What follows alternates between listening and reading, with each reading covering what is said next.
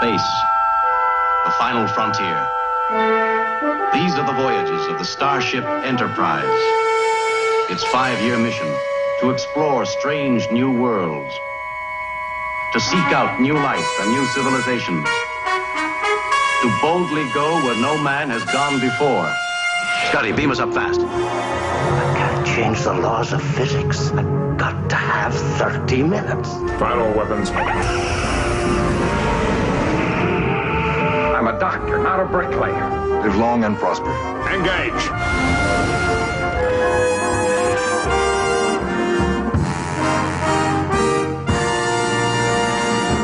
Fascinating. 40 years of being part of something excellent. Powerful nostalgia, potent memories.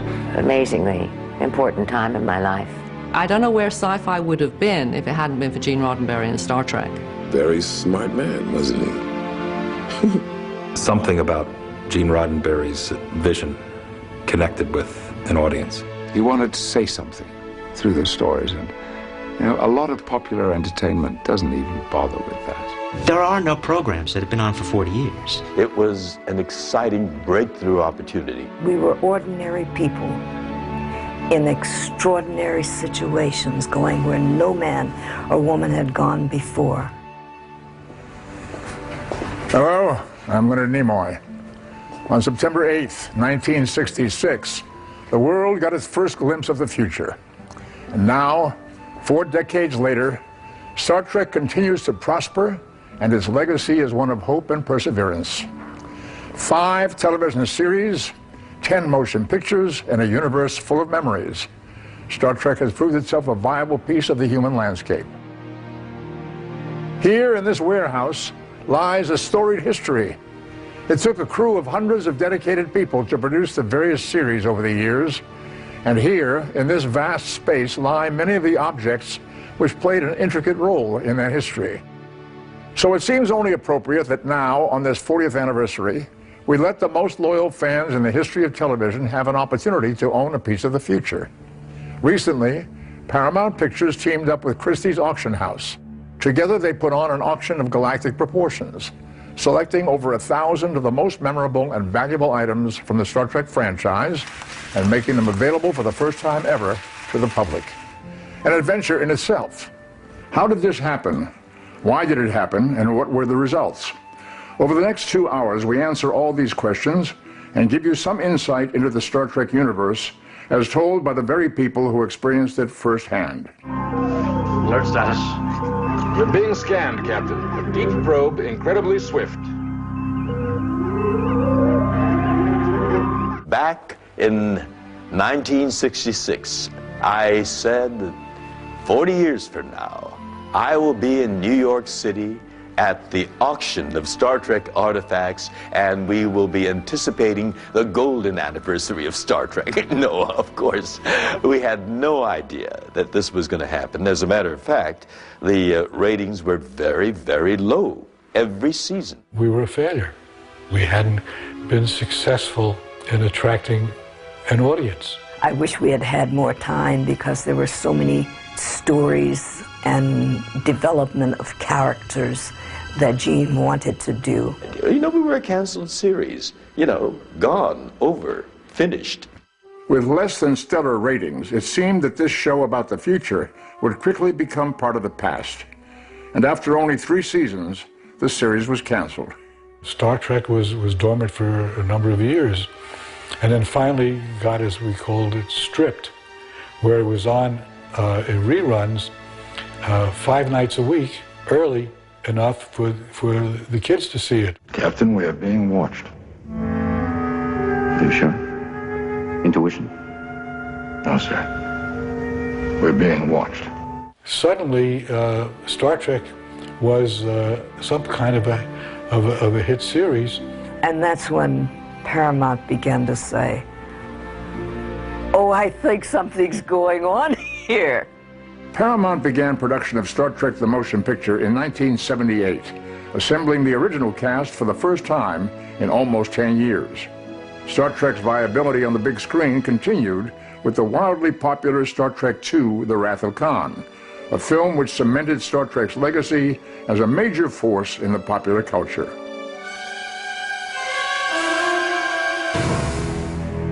Star Trek's success continued with the production of Star Trek 3 and 4, and finally closed out the decade of the 1980s with the release of Star Trek V, The Final Frontier. In 1991, Star Trek VI, The Undiscovered Country, would mark the end of an era as the original cast set one last adventure in the galaxy. And I thought, if they're going out, and this is going to be, they're going to stop this, this would be the one to stop it, and blessedly it was. And then the next gen had been sold, and as we were doing the Star Trek VI, we were across the way, their trailers were over there, our trailers were here, and then we got to meet and greet everyone.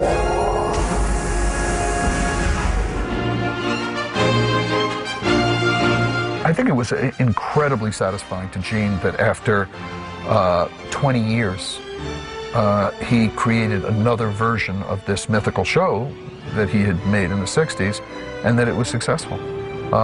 There were a lot of naysayers. There were a lot of people who said, this isn't going to work. It's not, you're not doing Kirk and Spock again. How dare you?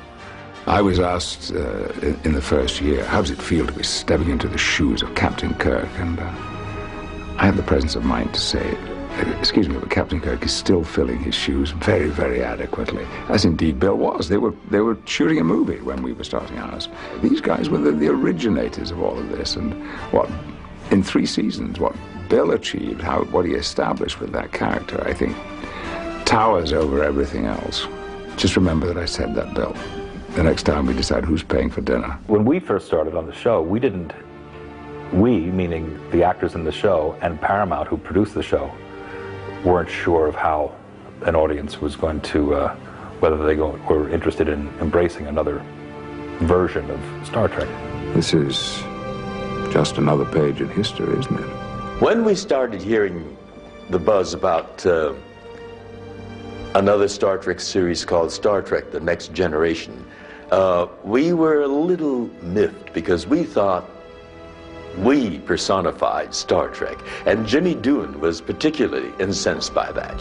He said, we are Star Trek. Our chemistry, our personalities, our characters, what makes Star Trek what it is. The Next Generation is doomed to failure. He said, I'm not going to watch it at all. What do you make of it?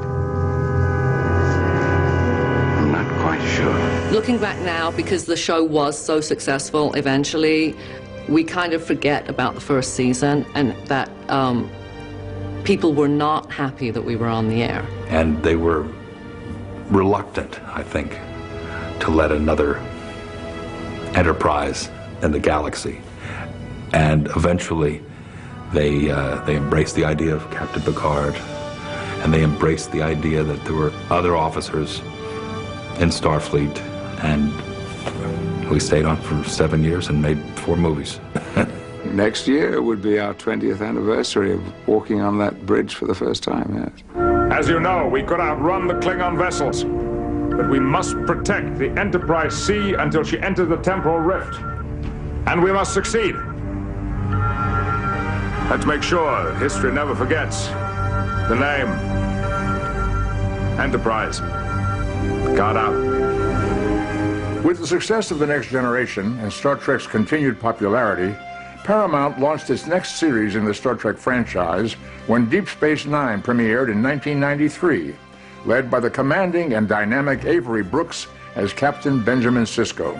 Soon, a 4th installment followed, as actress Kate Mulgrew broke the mold playing Catherine Janeway, Star Trek's first female captain in the series Star Trek Voyager.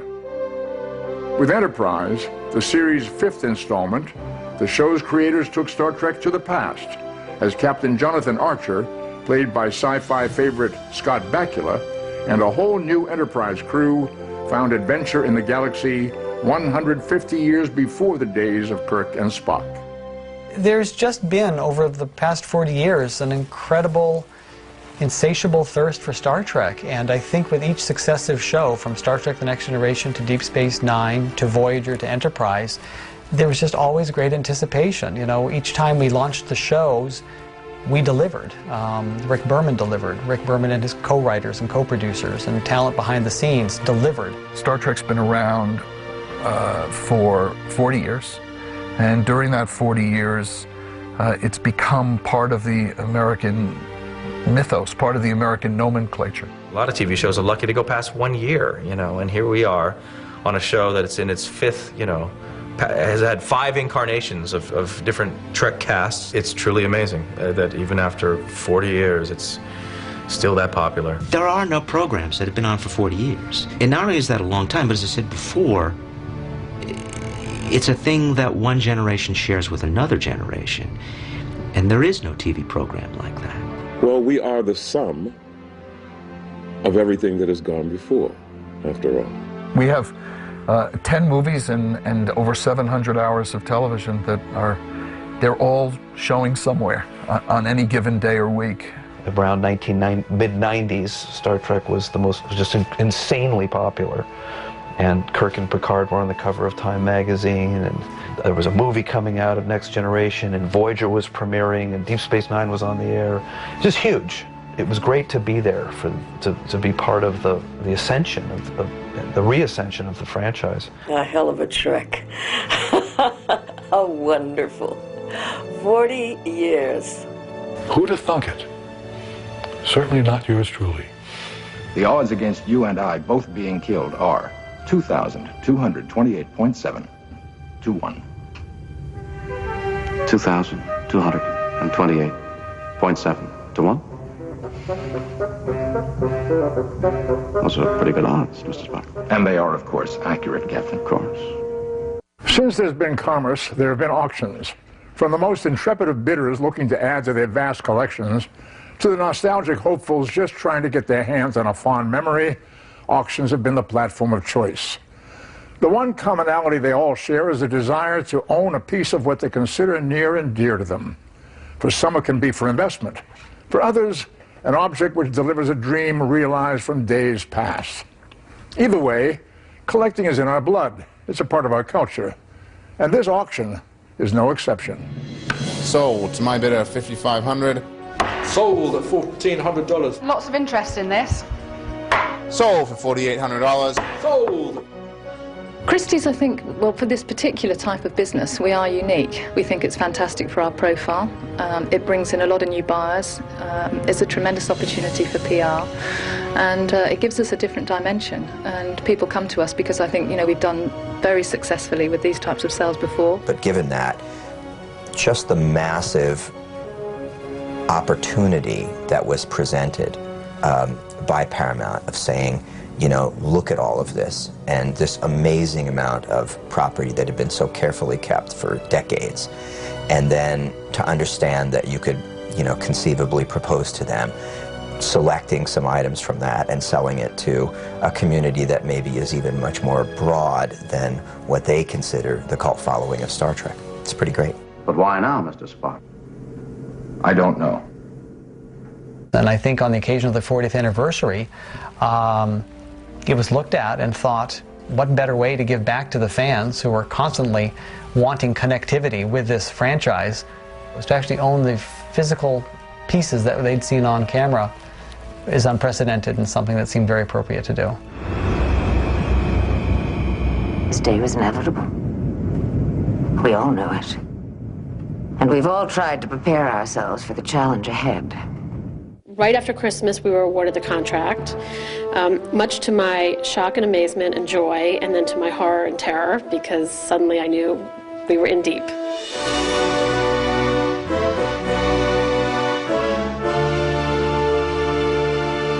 There was warehouse after warehouse of costumes, props, set pieces. So we were a little bit shell-shocked, to say the least, thinking what have we got ourselves into. I think it was pretty astounding once you actually saw the scope, the size. Well, once we got the deal, then all of a sudden we looked around the room and thought, we don't really know anything about Star Trek. So that was sort of the next panic. And Paramount then introduced us to Mike and Denise Ikuda, which was like a gift from the heavens. Yeah, put it this way, anybody that can write the Star Trek Encyclopedia certainly is equipped to be able to help Christie's put together an auction. I mean, usually we have our own expertise in-house, which we can call on, but this is such a specialist area, and we needed somebody, or both of them, to really help us with the detail and the knowledge that they've got. They are a tremendous asset, but it's unusual to work so closely with external consultants in that way. Captain's log, stardate 2713.5. In the distant reaches of our galaxy, we have made an astonishing discovery. It seems impossible, but there it is. Any guesses, Mr. Spock? Any idea what happened down there? I wish I could say, Captain. Circumstances were quite bizarre. However, our record tapes may show us something.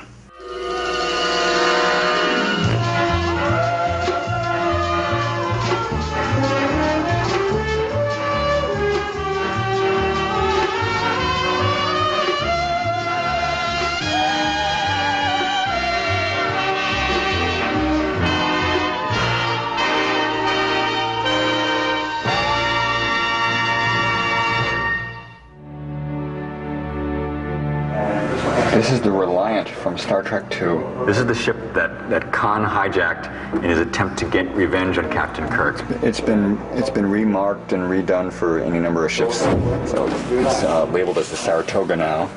This is all wardrobe, and we have to say it was so wonderfully organized. It's rows and rows and rows. It starts with Next Generation, Voyager, Deep Space Nine, Enterprise, Star Trek: The Motion Picture. I mean, you look at those things, they were made back in 1978. They were used. It goes on and on and on.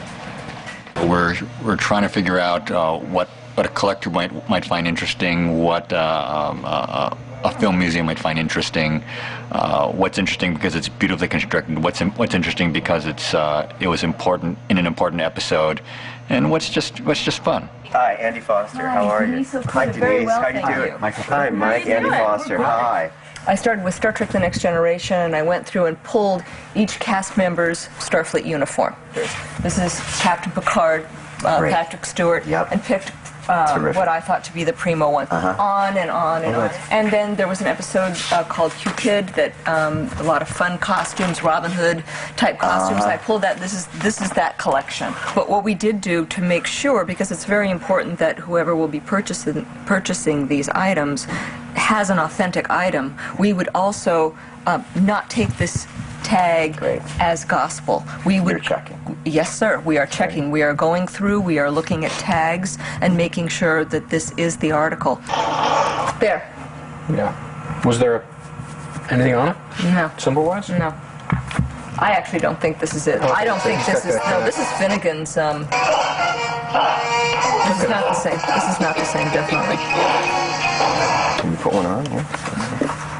Oh, and you've got a handlebar in here, so, and you have we're just trying to understand how we work this out for the client so that it's an easy experience, so that it's satisfying, so that it does credit to Star Trek, and so that it sits within, the experience that Christie's wants to offer, which is the best possible auction experience you can create. One of the best episodes of Star Trek: The Next Generation was something called The Inner Light, and Picard gets zapped by this alien ray, and in a heartbeat, he lives the memories of a man who had lived on a dead planet, who died 1,000 years ago, and in that life he raises a family, gets married, and he learns to play a flute. Then he wakes up and he's back on the Enterprise. This was an amazing find because this is a spacesuit. We talked about the EV suits and stuff. This was a spacesuit that was used by D. Kelly. In fact, we have behind here is a tag that says Kelly, or it's written Kelly right here. You can see that. This was used on an episode called The Tholian Web, and here's the helmet that went on top. So this was actually used by a cast member. So we think it's really cool. We were very excited when we found it. Kirk Enterprise. Scott here, sir. Prepare to beam over a full security squad on my orders. Aye, aye, Captain. Captain, there's no sign of life aboard this vessel. Odd. Mr. Spock, very odd. The birth of Star Trek can be credited to one man, Gene Roddenberry. Gene's idea of a Western meets outer space, or a wagon train to the stars, as it was originally coined, was a concept of the future and was ironically a concept way ahead of its time. Each week, viewers tune in to be captivated by tales of far-off galaxies and other life forms on distant planets. The real genius, however, was Gene's dedication and the writer's ability to tackle the social issues of the time. Excuse me, Captain Kirk. Yes, sir. Mr. Scott. What a charming negress. Oh, forgive me, my dear. I know that in my time some use that term as a description of property. But why should I object to that term, sir? You see, in our century, we've learned not to fear words. I went to Gene Roddenberry and I said, Gene, can I have a few minutes with you? He said, certainly, come in. I said, it won't take much time. I just want to tell you something that I understand. I know what you're doing. And he goes, oh? And I said, yes. You're writing morality plays, and you put it in the 23rd century. And he sat back and he roared. And then he said, shh, they haven't figured that out. And I thought that was the most wonderful thing, because then I realized that these were the adventures and the stories that he wanted to tell of the human condition. Gene Roddenberry led a life as adventurous as the very characters he's credited for creating. He was a decorated pilot in World War II and even served as a police officer in Los Angeles. He went on to become a successful writer in the booming television era of the 1960s. In 1964, he created the Star Trek pilot The Cage, which was dismissed as being too cerebral for network television. Gene reworked his show, and in 1966, NBC gave Star Trek a second chance, and a legend was born. The very reason for the existence of our starships is contact with other life. Although the method is beyond our comprehension, we have been offered contact. Star Trek is, and always has been, the specific vision of Gene Roddenberry, which deals with a very uplifting, positive outlook of the future. In the future, things are going to be better. Racism is going to be gone. War and poverty and disease are going to be gone. It's going to be a time when people can pursue a better quality of life and can pursue exploration, and it's a very hopeful time. How many others have you done this to? What gives you the right to hand out life and death? The same right that brought you here. The need to know new things. We came in peace. And you may go in peace. It's all about how to live an ethical existence.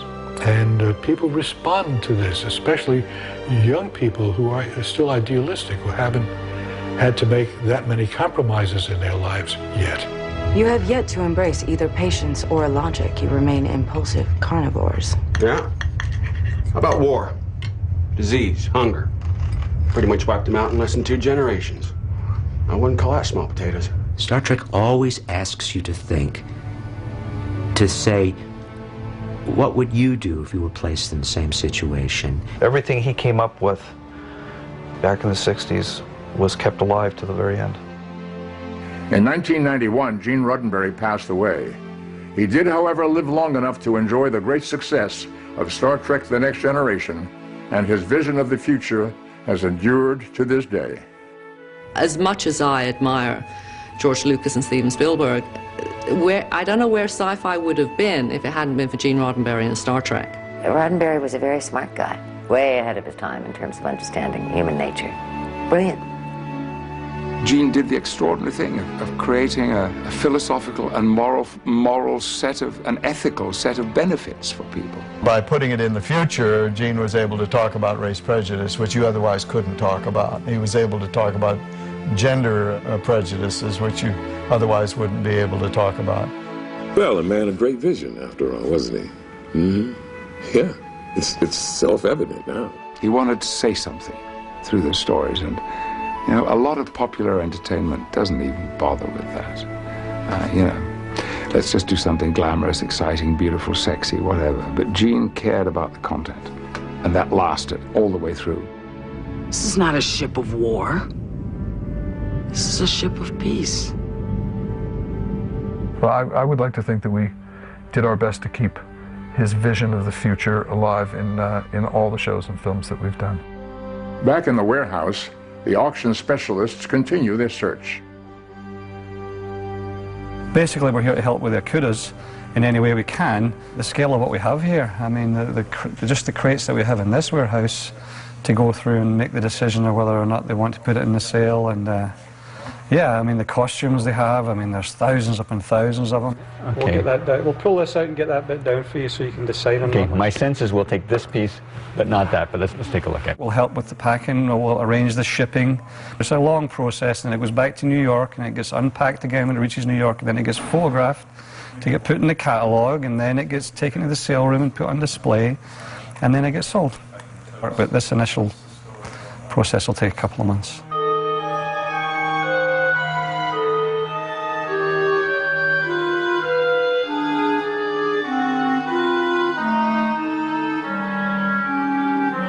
I think we're doing well. It's just there's such a large amount to go through. I mean, it's just there's so much stuff. Oh, nice. They use this in the motion picture as well, right? Yeah, and in Star Trek 6. Yeah. Very nice. Nice. Klingon battlecruiser. A Romulan warbird. Yes, it is. That's an ooh. Designed by Andy Probert and built by Greg Jean. Very good. All right. Let me pull that cloth off. Yeah. Can you tell me what it is, Mike? It's the hero model for Deep Space Nine.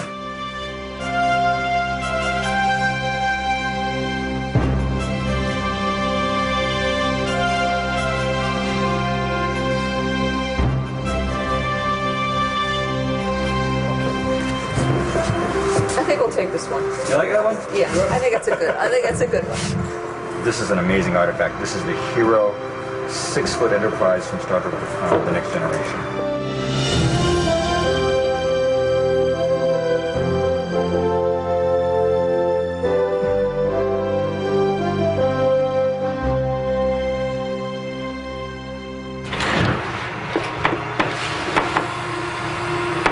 Nothing we want.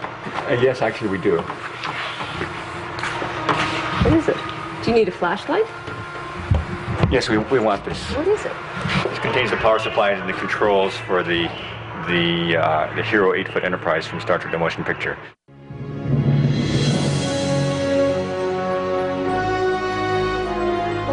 This is the Starship Enterprise from several of the Star Trek movies. There's been very, very few Star Trek models in the auction market, very few that have exchanged hands. So these are really the most iconic models from Star Trek. And having such a wide range of them as well makes sure that all of the fans can have a go at all different levels and all different price levels. So yeah, I certainly expect the Enterprise models to do really, really well. I think the great thing about the Enterprise models is A, their role in Star Trek, but also some of them have been made by Industrial Light and Magic, who also make the models for Star Wars. And to have something made by those model makers is something that is very exciting for collectors. Obviously, there are ship models which is a lost art. I mean, they don't use ship models for that stuff anymore. They use CGI. So these ship models are just details, just absolutely gorgeous. So the fact that we have all these models that have been made over all these years, they're really pretty rare now. I mean, it really is an incredible thing to collect.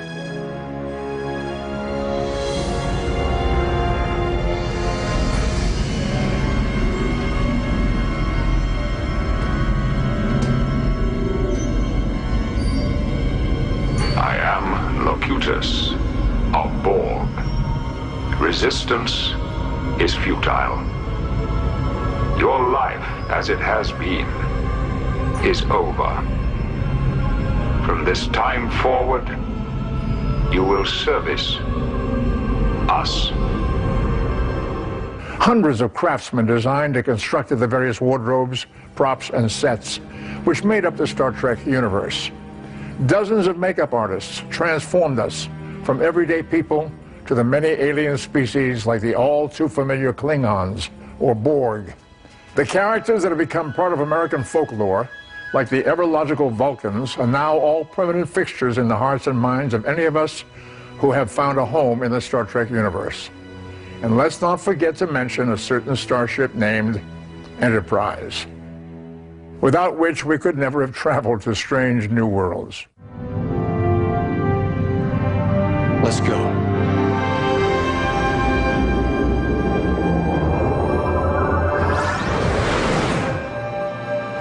From the largest set pieces and models to the smallest prop, each item in this auction holds special meaning for many people. The things that people have celebrated for 40 years are available. Lots of people are going to be able to touch and hold things that they thought they'd never see. It's about recognizable emotional value. I sound like an auction expert now. Recognizable emotional value. REV. Some have it, some don't. You know, if you're going to get Picard's uniform, that has REV. If you're going to get the headband that Spock wore in Star Trek IV Save the Whales, that's got high REV value. Everybody remembers that headband. Tribbles, those things are going to go for a lot of money because they have high recognizability, emotional value. I guess these things will bring people a lot of pleasure to own them. I mean, I have bits of memorabilia which are significant to me and meaningful, you know, things that have belonged to other actors and so forth. I think it's obviously for Star Trek fans, you know, throughout the world. Obviously, if the alternative is all this stuff gets thrown away, I'd rather see fans get it who can cherish it and take care of it and have it live on that way. Maybe that's a good thing that they were auctioned off because they'll be loved, they'll be cherished, they'll be looked after. I think it's just fine. Series is over. Put it to some good use.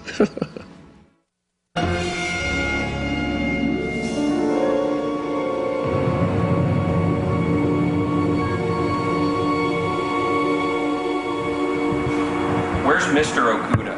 I demand to speak to him immediately. We've got the sticky painted hero version. We actually brought in a colleague of ours, his name is Dave Rossi. He worked on Star Trek for many years. He's an associate producer on Star Trek Enterprise, and he knows the subject well. We've brought him in to free us up so that we can say, okay, go research this, you know, pull out the DVDs, take a look, make sure this is, this Vulcan costume was used in, you know, Star Trek 3 and not 4 or whatever, which of course are, you know, things that we can do, but extremely time consuming. And Dave's great because he's very well organized and he knows the material, so it's great. This is a stunt tricorder. We're trying to track down where it was introduced. We know it's Voyager. We're just trying to figure out what season of Voyager. A tricorder is a device that, you know, to be honest with you, I'm not exactly sure what it does. It takes readings and allows us to progress the plot. Pulse and blood pressure are normal. I'm getting hyperactive fibrogenic activity. This is odd. What is it? So it can kind of read virtually anything that you want it to read. In fact, the tricorders are probably used a little too much on the show. Mr. Spock? Find something? Adjusting my tricorder to register for silicon, Captain.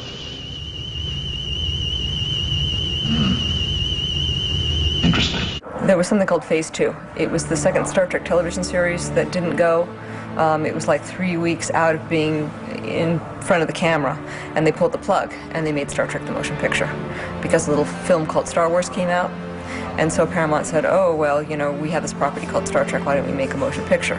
So in here are some outlines of the stories that were going to be for the next television series. A lot of stories were redone and modified for the second season of Star Trek: The Next Generation. Impossible. What would a Starfleet officer be without his costume? Wardrobe in the future takes a creative vision. The costumes of Star Trek identify each character and enhance the visual spectacle on the screen. Oh, Bob Blackman, he had like the hardest job of anybody. It's hard enough to be a wardrobe designer on a regular show. But now imagine where every week you have to come up with wardrobe for different species every week. And you have to think of brand new stuff every week. The script never gave you a lot of description, which I'm thankful for, because then I wouldn't have to sort of fight preconceived notions of what they should be, whereas I could become much more of the creative force by saying, you know, these guys seem sinister in this way, or they, you know, this guy seems smooth and sort of oily, and maybe he's like a used car salesman, or maybe he's like a, you know, a hired gun, or maybe he's, you know, I could take it in another way that sort of would be my interpretation of it. So when you think about Bob Blackman and his imagination, huh? All these people, you know, different species, different shapes, sizes, huh? But the Deans, these are organ-eating aliens. What does an organ-eating alien wear? Right? 7 of 9.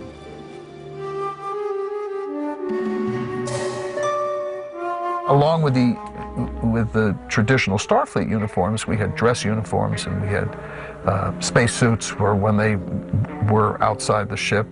This is the helmet, I believe. Helmet, vacuform, plastic helmet. It's a jumpsuit with a jacket, gray plastic tubing, vacuform, buckles at sides, LEDs, and there's a battery pack in the back. You know what I never understood about the costumes? Where were the pockets? There are no pockets. No pockets. I'm so accustomed to pockets. It's tough. And for Quark, that was difficult not to have pockets. We had nothing in our pockets. We had no place to put our hands. Where'd you put all your stuff? But the shoes were comfortable. The cosmic cheerleader outfit? Yeah. The only good thing about that outfit was that the boys were wearing them too. I wasn't the only one in a micro miniskirt. There were some guys walking around in miniskirts too, so I didn't feel quite as bad because I figured I looked better than they did in them. Spacesuits were a bit much. I do remember a lot of this, a lot of the Picard maneuver where we all had to pull down, and because Rick Berman and Blackman were obsessive about wrinkles in the uniform, and it was... And it would be, he might be having just sat in the captain's chair, usually, or at a desk chair. And because of the spandex, when you sit, just like my t-shirt, when you sit, it would ride up like that. So he would, just as he would sit, would grab the fold and just pull it down so that it would be picture perfect. So when they pushed in, he had this perfect image. It was brilliant. The costume that we really hated was the costume from Star Trek: The Motion Picture. You know, that spandex, body-tight outfit, you know. One of the outfits was one piece with the shoes attached. And it was kind of a monochromatic colors. They were going to all be gray, and they decided it looked awful, and then they got the beige and the browns. The zipper came up the back, and then under the armpit and over the shoulder. Grown men and women couldn't answer Mother Nature's call without our dressers following us into the men's room or the ladies' room. That sounds like a horror story. You suppose there's any truth in it? We said, if we have to go through that indignity again, there won't be a Star Trek II. And that's why you saw the design of the wardrobe change from Star Trek: The Motion Picture to Star Trek II: The Wrath of Khan. You can't be serious. The thing is virtually made out of stone. Help it. Treat it. I'm a doctor, not a bricklayer. You're a healer. There's a patient. That's an order. It's hard for me to think of Star Trek as being over 40 years young. I have vivid memories of my first days on the set, reading my first lines and reluctantly saying farewell when it all ended. Little did any of us know then how global and far-reaching this little TV show would grow to become. I still remember putting on my first set of Vulcan ears.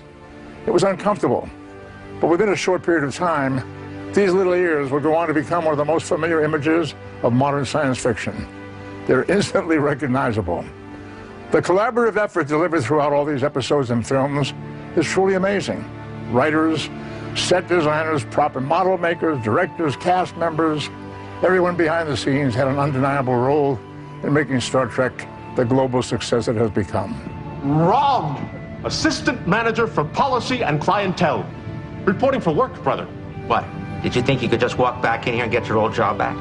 Actually, I'm a spy, working for Starfleet. But don't tell anyone. Federation's more desperate than I thought. Michael Westmore is a dear, dear man who I met from the very first day. He created not only the Ferengi, but the talking box that was my first performance. And that took 5 hours of makeup. And he applied it. So the first person really I ever met or spent time with was Michael Westmore, and how he was able to create thousands of different makeups, I have no idea, but he did, and he deserves all the credit that he gets. There's lots of things in nature. In fact, I drew on Earth and nature for almost absolutely everything. Didn't try to think out outer space, something with 10 different eyes. It wasn't like looking at something really bizarre. You were kind of familiar with it. And there's a Romulan forehead. Box them. Romulans are fast. Fine, you want to do a Romulan? Okay, send them in. We got foreheads, we got ears. When you're working in a studio and a show as aggressive as this was, you had to be on your toes all the time. It had to work. You're getting paid to be creative. You're getting paid to do a job. Tomorrow morning, the producer wants some sketches on his desk, and I can't go in and say, I didn't feel like it. Didn't feel it great. Well, and they come. It's surprisingly enough, you probably would design the exact same thing a week later as you would now. Resistance is futile. Here I did his forehead, and it's just that he had such a long neck, and we hadn't done this before, that I thought, what about if I do some kind of a shoulder thing? So that's what I did. I sculpted from here to here, and we made those shoulders. That's why all the Cardassians. That's how the Cardassians got their shoulders, because Mark Alimo had a big neck. And we're talking about the shoulders that go down. Yeah. Then here's the face. This was the one that I designed for the Klingon on Enterprise, the first one you see in the pilot. Klingons, there were no rubber pieces. They painted people brown and for the original Klingons. And that was it. There was no foreheads, there were no noses, there was no teeth. So I created that with Worf. And then we went on from there. You know, you always drink alone. It wouldn't hurt you to seek out a little companionship. I would require a Klingon woman for companionship. Earth females are too fragile. This is basically like Brent's box almost, with all his gold powder in it. This makeup would be literally packed into his skin, and then the gold powder would be packed into that grease. Brent's hair was lighter on the edges. You take this with some water, and you go like that, and then you take and you brush it into his hair. And this would also take the gold out of the hair if I had any little extra powder that was over it. We had a makeup lesson in Data. Fascinating.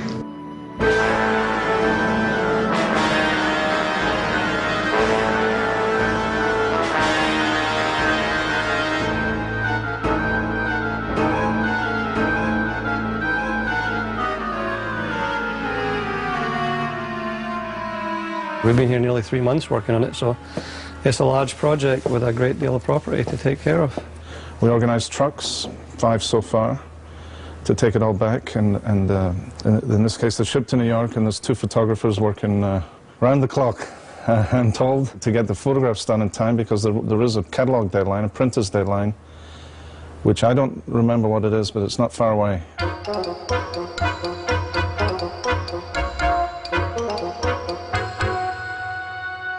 And we're sending out the 5th truck. There's everything in this truck. There's models, there's furniture, there's phasers, there's rifles, there's paintings, there's everything imaginable is on this particular truck.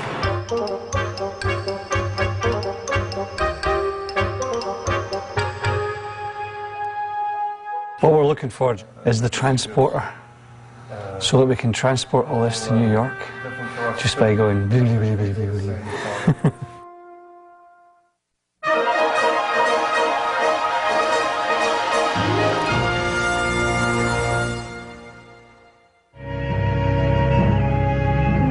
There's still so much of their work to be done in the galaxies.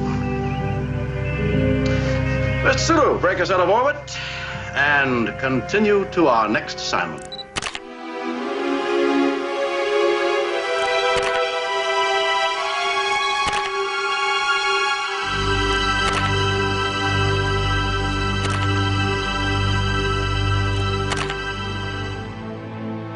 Here we are at the warehouse in the Bronx, and we've got all of the things that have been shipped from Paramount in Los Angeles to us, and it's all got to be photographed, every bit of it.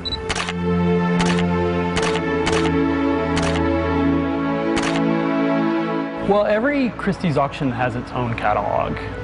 Christie's produces a lot of catalogs every year. Each catalog usually illustrates every piece in the sale. My job is to document the piece, show it in the round, so that anybody who's interested in it can get an idea of what it really looks like. Bring it in close, not on the edge. Bring it in close. Right. I'm ready. Okay. Status of shields. Back to 48%, Captain. Mr. Forge, I may have to take us out of the nebula. I want all the power you can give me.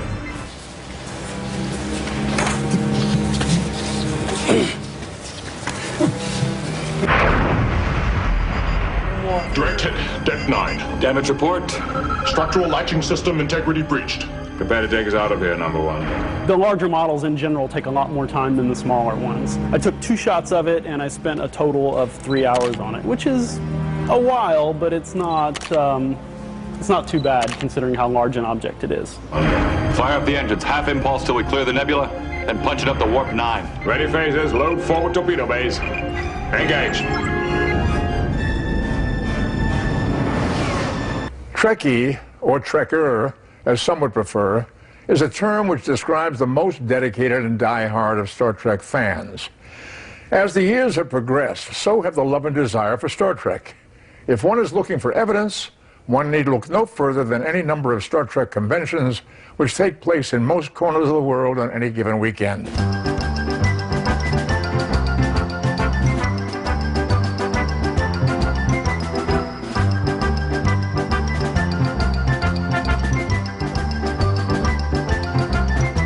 It's at these conventions that fans get a chance to come face to face with some of their favorite characters and live out lifelong fantasies, usually dressed as their favorite Klingon or their favorite Starfleet officer. Without these dedicated and vibrant fans, Star Trek would have no doubt faded into history long ago. We are at the Las Vegas Star Trek Convention. It is the 4th leg of our worldwide tour. And we've brought a whole bunch of terrific highlights from the upcoming auction. Well, you know, I think coming to the Star Trek conventions is really, it's direct marketing to the fans. And I think, you know, there's a lot of different segments of people that are going to love this kind of stuff and are going to buy this kind of stuff. But the reality is the community that supported the franchise for 40 years is really at the core of it. And so coming to the shows, it's goodwill, it's relationship building, it's giving them sort of the first peek of all of this, which, you know, I think that they are owed. This show's actually particularly amazing because we have unveiled our newly minted, hot off the presses catalog. Mike and Denise Okuda wrote not only phenomenal cataloging, but amazing, funny, anecdotal footnotes. So it really is the most incredible visual journey through all of Star Trek, I think, out there. You speak of Christie's, known as a human place of commerce, where things of great value on this planet are sold to those who will truly appreciate them. When you work on a show like Star Trek, you get an audience that's quite different than if you're working on a show like The Cosby Show or Cheers. Those shows had far, far larger audiences than we did, won far more awards than we did, but the fan base was nowhere near as passionate. The black one is Mr. Data, and that's Lieutenant Tasha Yar, and that's the next generation of Starfleet poodles. We have had another set before that, so we've had a lot of poodles. Hey, Data. Don't talk like that now, come on. I hadn't encountered people like this before. But the more I encountered them, the better I liked them. They come from all walks of life. They're not some imbecilic little people running around who need to get a life. They are human beings of great quality. Dave Bluestein is Spock and Alexander from Plato's Stepchildren. People ask us, are you embarrassed to go out in public? Absolutely not. This is who we are. We're Star Trek fans. There's nothing to be embarrassed about. You know, I have a full-time job. She has a full-time job. We all have real lives, but this is playtime. We're really, at least to my mind, we're all here ultimately celebrating Gene Roddenberry's vision. And we're in this kind of an infectious spirit that pervades that enterprise, that brings, no pun intended, that brings us all together. Yeah. Star Trek allows everyone, regardless of economic background or anything, to have a hobby, and it's a great hobby. You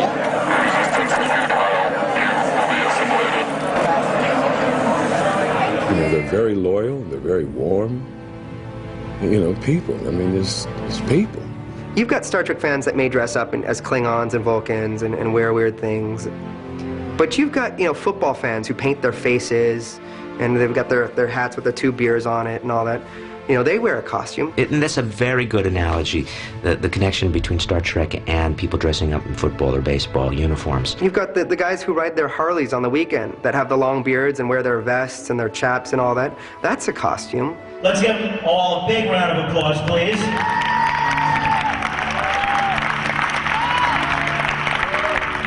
Because without the folks turning it on, without the folks supporting it, talking about it, sharing it with each other, then there is no Christie's auction. You see what I mean?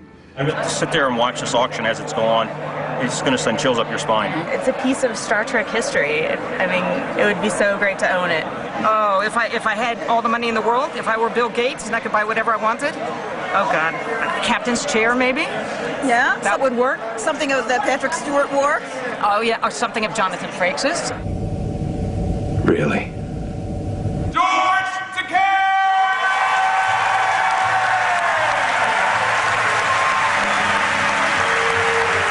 We had fans from Australia, from Asia, from Latin America, from Europe, and of course from all over the United States. So it is a global phenomenon.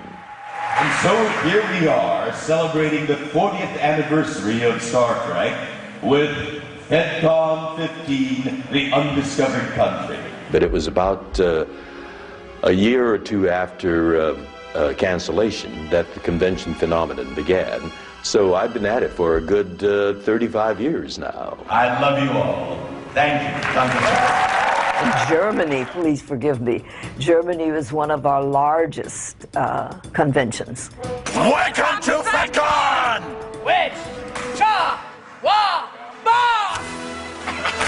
For example, I wrote a song for the Beatles, Let It Be. That's in Klingon, Bom Bom Wee. Bom Bom Wee, Bom Bom Wee, Bom Bom Wee, Bom Bom Wee. Nite Bom Bom Bom Wee, Bom Bom Wee. What in the name of...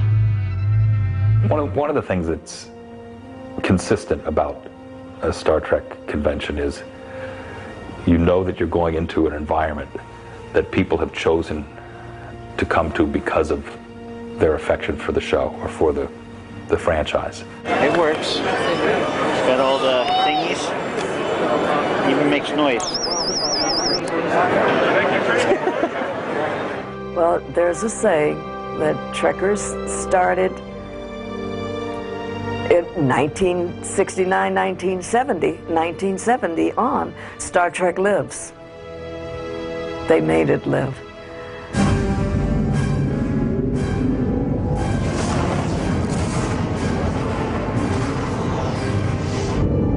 I'm picking up a Polaron beam. We're being scanned.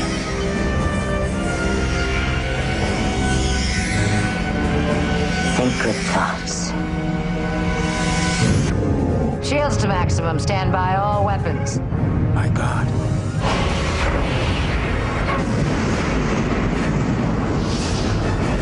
During the mid-90s, Star Trek had 2 series in production and a feature film about to be released. The height of its popularity, for sure. It was as if the more Star Trek people got, the more they wanted. Well, what the hell are you still doing here? Sir? You've been offered the Melbourne. I've decided not to pursue that commission at this time. She's a fine ship, Will. Yes, but she's not the Enterprise. The most popular question I ever used to get, over and over again, was, why is Star Trek so popular? Why is it so enduring? Why is it so popular all around the world? I'm in show business, and yet all my life I've always hoped that, in addition to entertaining, which is primarily what we're committed to do, we're entertainers, but I always wanted to believe that along with that entertainment, we could have a modest little ambition, perhaps, that we could also change the world. Something about Gene Roddenberry's vision connected with an audience, and it continues to this day. I mean, Star Trek's, you know, it's a cliche, but it's on somewhere every day on somebody's channel. I have letters that I receive from people, some of them extraordinary, in their comments about what Star Trek did for them. The fact that Uhura was in that place, fourth in command, going where no man or woman had gone before, made people say, yes, if she can do it, I can do it. There's no response on any frequency, sir. Certainly, Star Trek has influenced Americana. It's certainly influenced the lexicon of, you know, of the world. I mean, you can't go anywhere and somebody doesn't know what beam me up Scotty means. Or what warp speed means, or what a photon torpedo is, or a Klingon. These are part of the American vernacular. Live long and prosper. Make it so. Scotty, beam us up fast. Engage! There's something very comforting in familiarity, and it's had all these incarnations, and I think it means a great deal to people.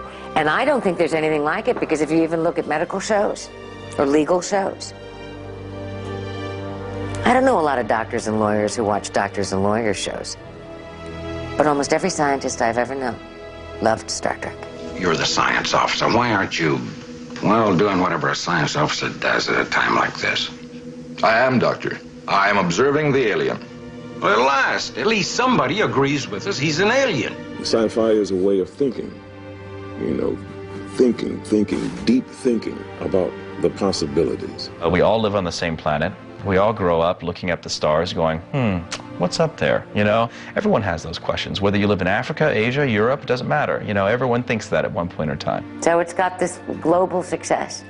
Obviously it has it for many reasons, but foremost among them is its extraordinary premise. It's all rooted in the truth. And what is the truth, as Einstein would have said? But our imagination. And I continue to believe that's one of the reasons why the series has survived. They are about something. And most of the things they were about are as pertinent today as they were 20 years ago, 40 years ago, when Gene began writing. We survived, as will humanity survive. As long as there's a handful of you to keep the spirit alive, you will prevail. And it's kind of rare that that happens in entertainment. So that's something for all of us to be proud of, who had any association with Next Generation or with the other incarnations of Gene's vision of Star Trek.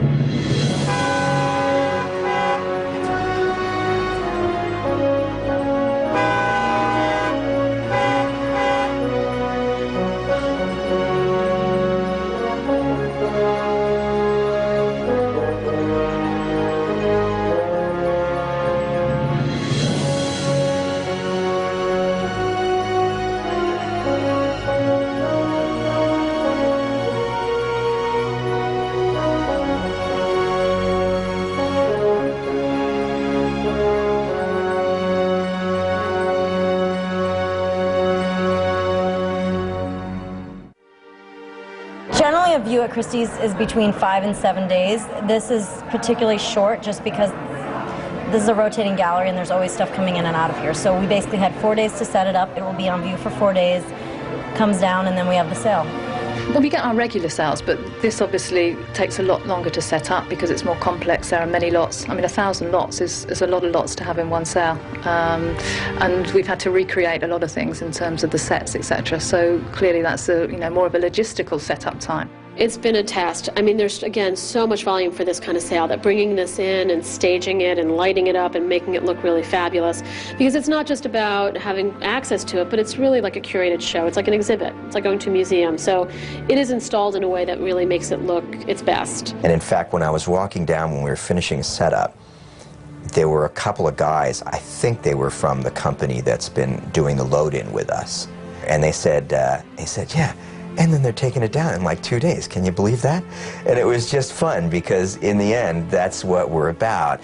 We take all the measures we need to make it look as special as we can imagine it, and then we take it down, and it's gone.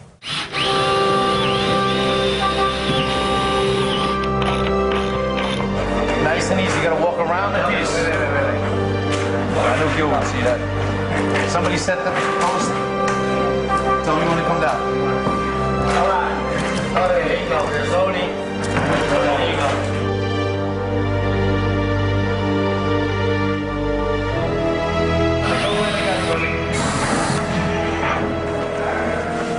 You guys gotta have faith in me.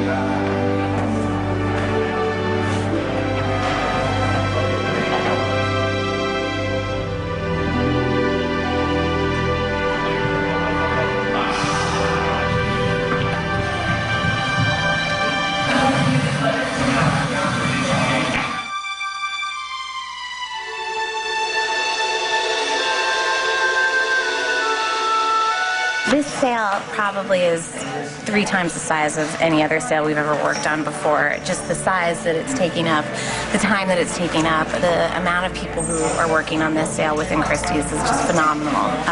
And everyone's been doing an amazing, amazing job.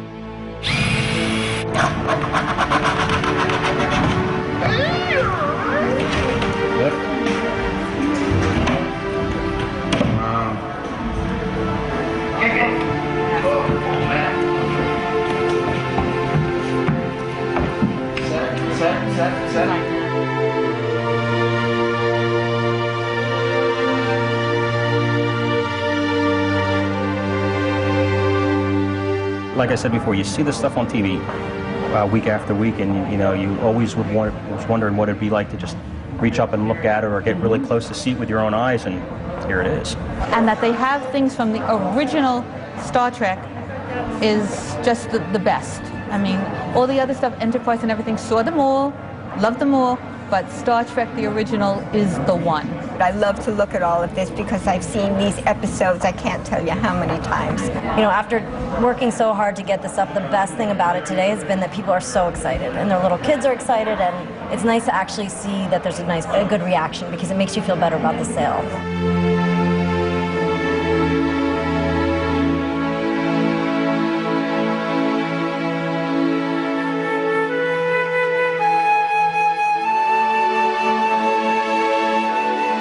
40 years of memories, an historical collection of props, models, wardrobe, and behind-the-scenes memorabilia, all destined for a new future, their values based on their roles from the past. Just how valuable will these items prove to be? When we return, we'll find out as the stage is set and the greatest auction in the universe begins.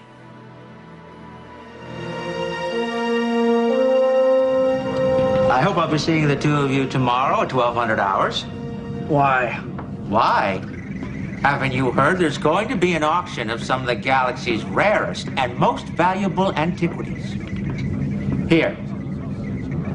Find something you like and make a bid with all that latinum you got stashed under your bed. Shh. So, after months of planning and preparation, the wait is over. This partnership between high-end auctioneering and high-end entertainment has come to fruition. The lots have been selected, photographed, and cataloged, and placed on display for all to see as a single collection one last time. Where will all these great treasures representing the last 40 years end up? Your guess is as good as mine.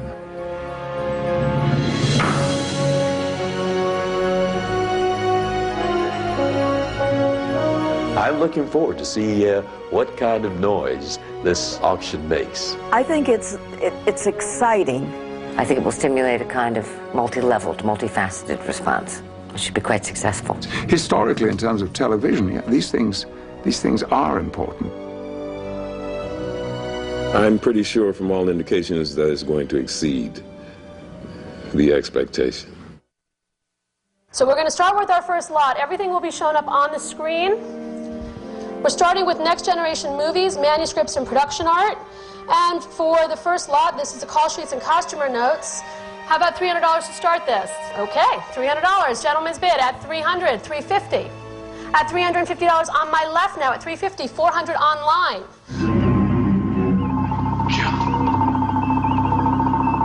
$1,200, very last row at $1,200, not yours now. At $1,200 then, it's against the room, it's against the internet bidder at $1,200. Offer selling for $1,200. 261. And that's how you start an auction. Fascinating.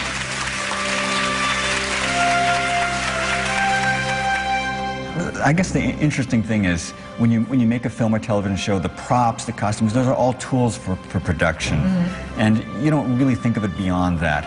And so to have these things preserved, to have these things going into the hands of people who are going to love it, it's a bit of validation for us. Yeah. This is the hero model of Space Station Deep Space Nine. It was in every episode of the television series Deep Space Nine. It's designed so that you can rake the light across it, and the detail comes out of it, and you get the sense that this isn't just a 6-foot model, but it's hundreds and hundreds of feet in diameter. Nowadays, many visual effects are done with computer-generated images. So the role of visual effects miniatures is steadily shrinking. And the Deep Space Nine model, I think, is truly fabulous model. How about $4,000 to start? $4,800 on this side now.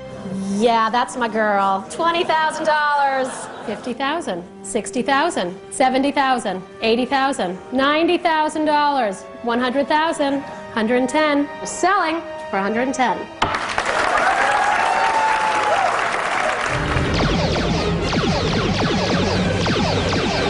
On Bird of Prey. I think this is like the most photographed model in Star Trek. I mean, it was in so many different incarnations. They put a price on these things, but what we're really hoping is that there's a Star Trek fan, that this piece, they grew up watching it, and this is their favorite Star Trek. We're just really hoping it goes to the right person. And we're going to start with the Klingon Bird of Prey. $40,000, $50,000 with Kate, $70,000, $80,000, $90,000. $100,000, $150,000, $200,000. It's getting hot in here. Last chance for $260,000. Laura. I thought that too. I'm like, what would I want from this auction? But see, I have to go back in time and think, I could have had anything from these damn catalogs. I have a storage room with nothing but Star Trek stuff in it. All of it, my own. It's not stuff that I've nicked. I didn't walk away with things. Maybe I should have done. I have a few souvenirs. I wish I'd taken more, actually. Now they're selling it, I wish I'd taken more. I would have taken this little Tootsie if I could have. Of course, I can't get away with that. Dopey me. I was offered any number of the original costumes. And I know, I had more of them and, time to move on. And I had some personal things that I let go, for which I regret now.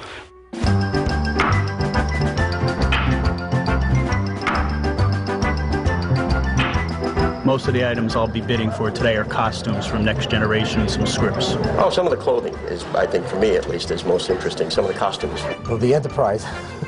I would like to just get my hand up to say I bid on it, but I have no chance of winning it. But that would just be cool just to bid on it. I really wanted to get the backlit Cardassian symbol. Oh, there's a few pieces that I'm interested in having. Oh! I spent probably, I don't know, twice as much as I expected to. It's crazy.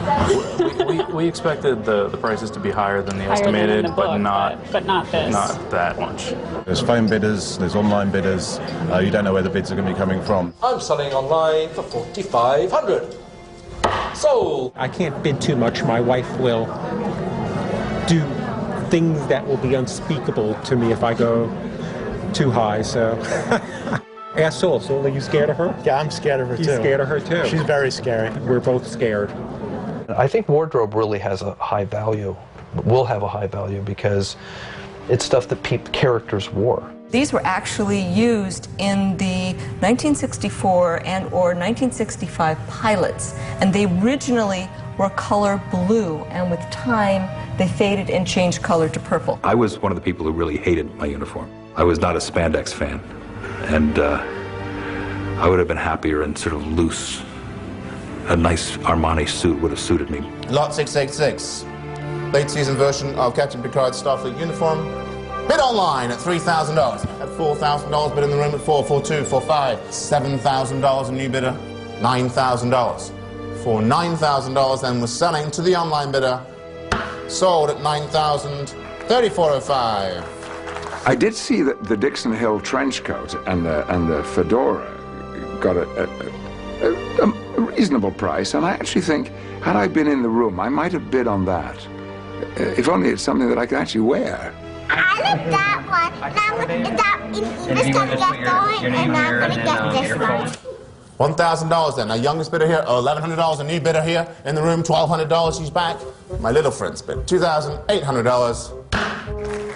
This is Helen of Tribeca, and a third-generation Trekkie, starting with my mother, through me, and I've passed it on to her. But come back here. Oh, now she's shy. She wasn't shy when she was bidding. You can't bid against her. I mean, look at her. She has that lovely smile on her face, and smart move. Gonna sell for $600. I did. I won the Tosk mask. It's sort of the surrounding scales, not the actual face, but I believe it's actually worn by the actor, which is way cool, and really just a blessing because I got it for $900 and nothing in that room is going for under $2,000, so it's like a score for the little guy, you know. $900, still ladies bid at $900 that it's selling all through for $900. Yay! Like I kind of feel like throwing up, I'm so excited. Bones, what is it? Answer me.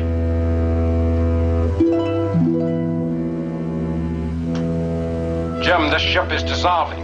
My hand just passed through a man and a table. Get back up here on the double. 978 is next. Dr. McCoy's spacesuit from the Tholian Web at $40,000, $42,000, $55,000, $75,000, $85,000, $100,000, $120,000. Selling to the phones for $120,000.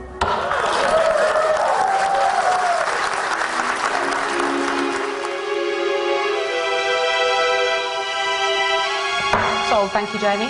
Yeah, these prices were higher than even we thought, and he's rich, and it was still too much money for him. I'm not rich, I'm a poor man, but in the middle of my big bid, one item I really wanted, number 110. What happens? In front of everyone, my wife calls.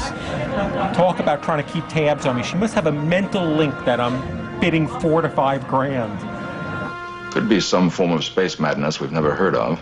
Okay, 984 is next for the small battle-damaged USS Reliant miniature model. $24,000, gentlemen's bid at $24,000, all through selling for $24,000. Realistically, I didn't think I'd have a chance. I thought it was going to go to a museum or, you know, a huge prize private buyer. But I stuck to my guns. I stuck in there, I dug in, and I got her. And she's mine, she's coming back with me. After the auction, Andy just had his head in his hands for about half an hour, and his face was just red. The realisation what he'd just done. Just won the Reliant. Sold online. I think the only people that hate the online bidders, there seems to be us against them. All done then, online. Selling to the telephone. Sold. The phone and the internet I wish were disconnected, to be quite honest. I always applaud when somebody in the room wins a piece, and if I'm bidding against somebody in the room, I'll tend to bail out quicker than I will if it's somebody on the phone or the internet, just because, I don't know, there's some sort of camaraderie, I guess, going on inside the room. Lot number 357. The Starship Voyager miniature model, go boldly. 100,000. 105,000. 110, sir.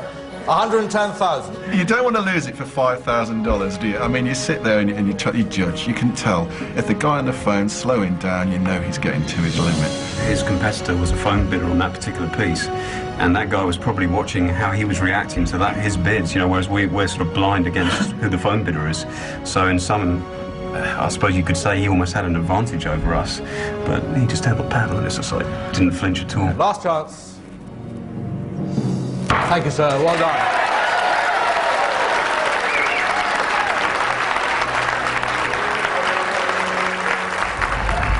I found this inside.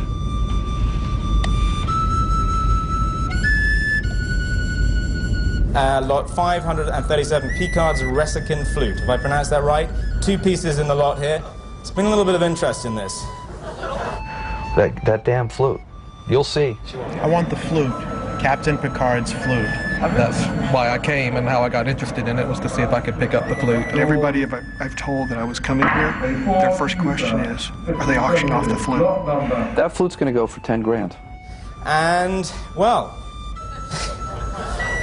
we can start this straight away at $13,000. Any advance now at $13,000? 35,000 online. Last chance at 40,000. Sold at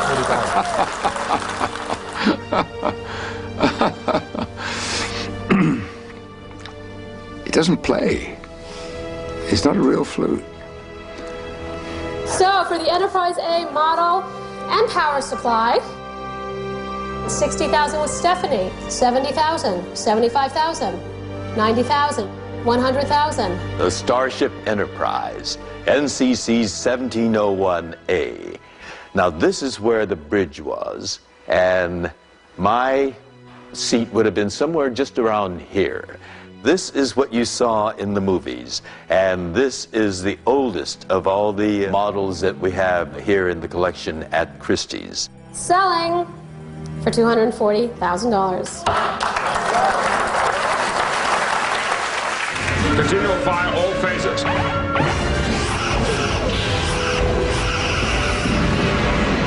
Lot 712, Starship Enterprise D. 5,000 ain't gonna cut it this time, I don't think. It's 100,000. Jamie's bid. 110,000. Kathy's bidder. 130,000. 150,000. 200,000. 300,000. Don't clap yet. This is the Hero Starship Enterprise D from Star Trek The Next Generation. The thing that most people notice, of course, is that it is a dramatically different design than the original Enterprise. And Andy Probert, who designed the ship, was under orders from Gene Roddenberry to make sure that you knew that this was a whole generation beyond what Kirk's ship was. It's truly a beautiful piece. 400,000. 450,000. At 500,000.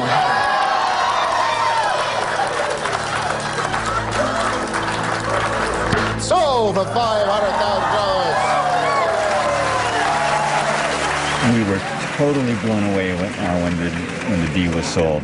I mean, we expected it to do well, but nothing like what happened. It was astonishing. Yeah, I'm dazzled by what people paid for some of that stuff.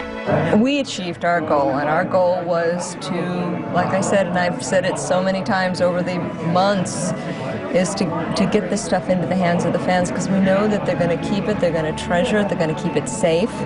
So I think we feel like we've achieved our goal. Thank you all so much. You have been so patient with us for the last 3 days. Thank you very much. When we come back, we'll pay a special visit to some of the winning bidders as they share their newly acquired pieces of the Star Trek collection. And finally, we'll conclude our journey as some of the cast and crew share their closing thoughts on the Star Trek family and its enduring legacy. To say the auction was a success would be an understatement. The Christie's Star Trek auction broke records for pop culture memorabilia sales.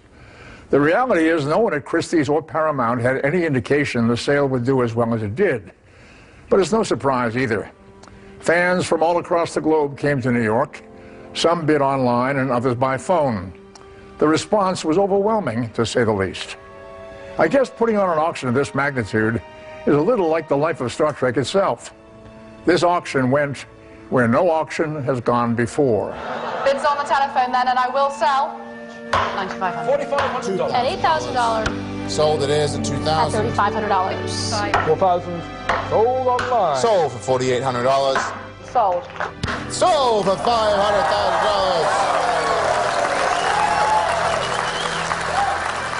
With the auction over, all 1,000 lots have found new homes. But to see them for yourself, you might need a passport. So here we are a couple of months after the auction. We've gathered some of our spoils of war together and managed to get some of the guys together who were there bidding in the action. Some amazing pieces. This is just a handful of them that we got on display today. One of my key pieces which has come back with me, which I was mildly happy about getting, was the Reliant here. A little baby. I was sure she was just going to escape and I wasn't going to get her, but managed to get her, and she's back here with us now, back home and safe. The whole thing was amazing, the auctioning off all these pieces, Paramount, and just had a brilliant time. You know, with all collecting, things are worth what they are worth to the individual who wants them.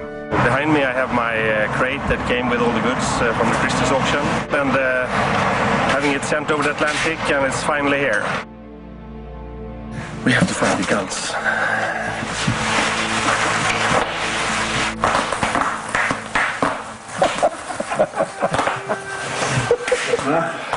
If you want something, I know the passion of collecting. I know it. I know when my stomach starts to knot and tighten when I look at something and think, I want that.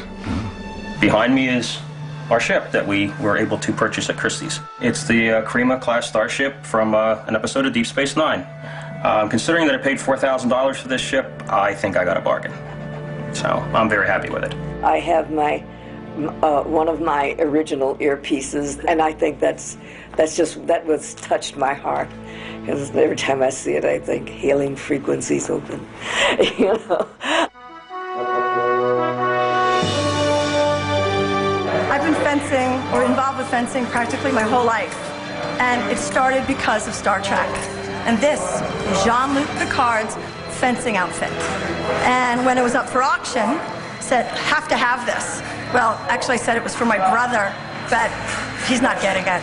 Kind of glad this sort of happened, so that people who really wanted to have something from the show, and I'm sure that they looked and thought, what is the most meaningful thing to me? And if they got something meaningful, if they got something that they prized, you know, we don't often get that in life.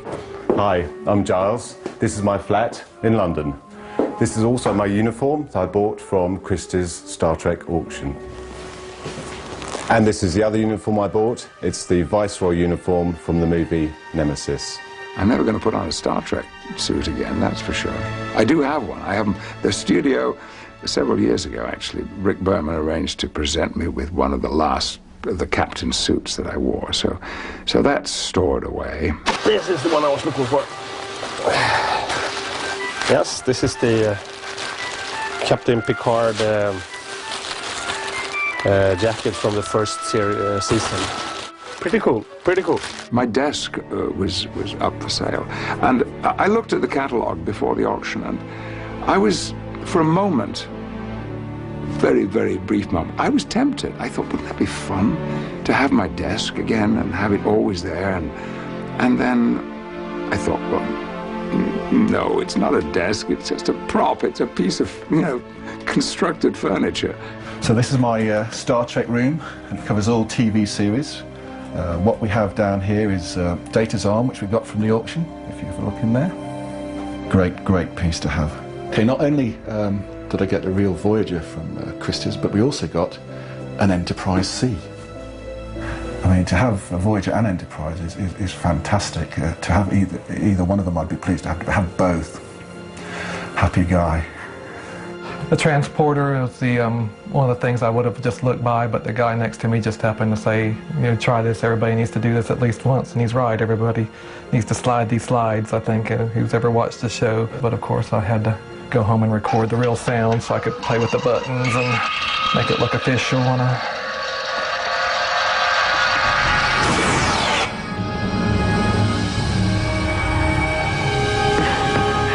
Rich, we've got him.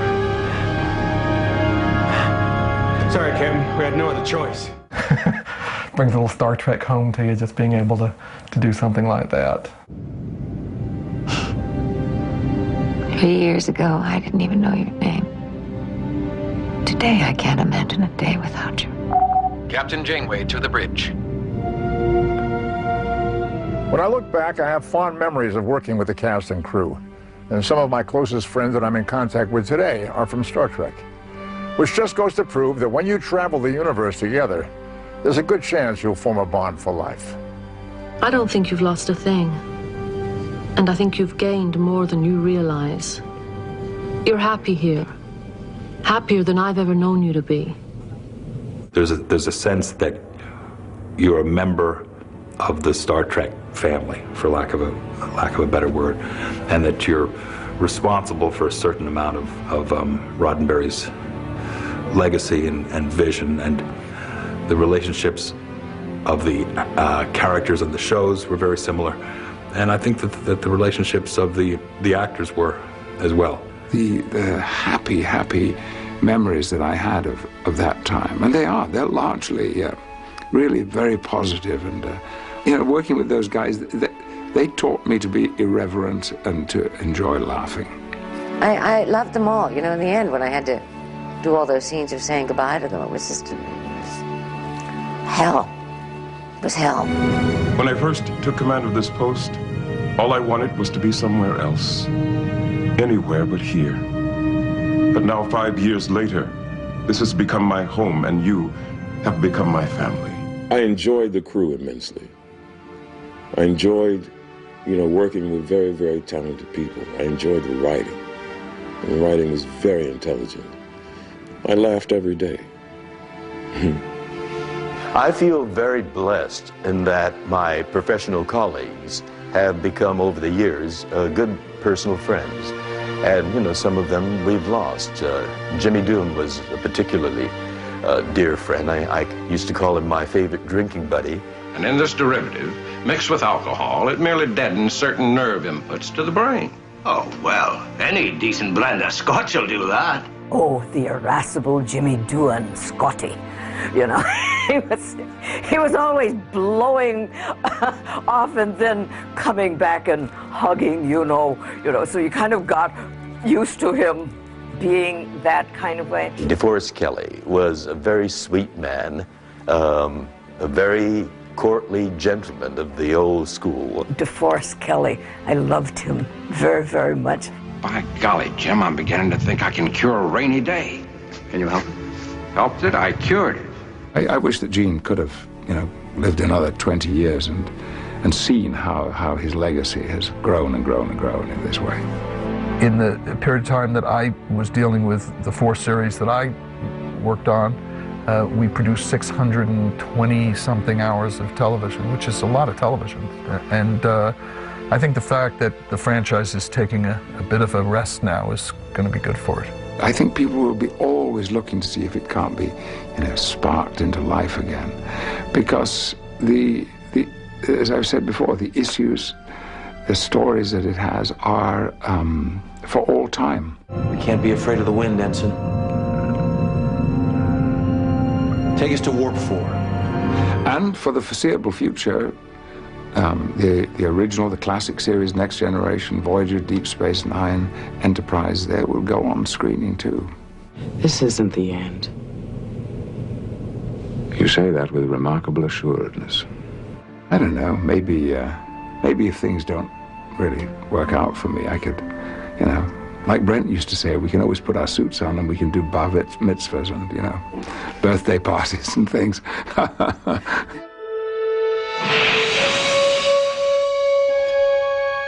These are the voyages of the starship Enterprise. Its 5-year mission, to explore strange new worlds, to seek out new life and new civilizations, to boldly go where no man has gone before. Star Trek will live on, that much is certain. In the coming years, a whole new generation of fans will be exposed to the adventures that have kept us coming back for more over and over again.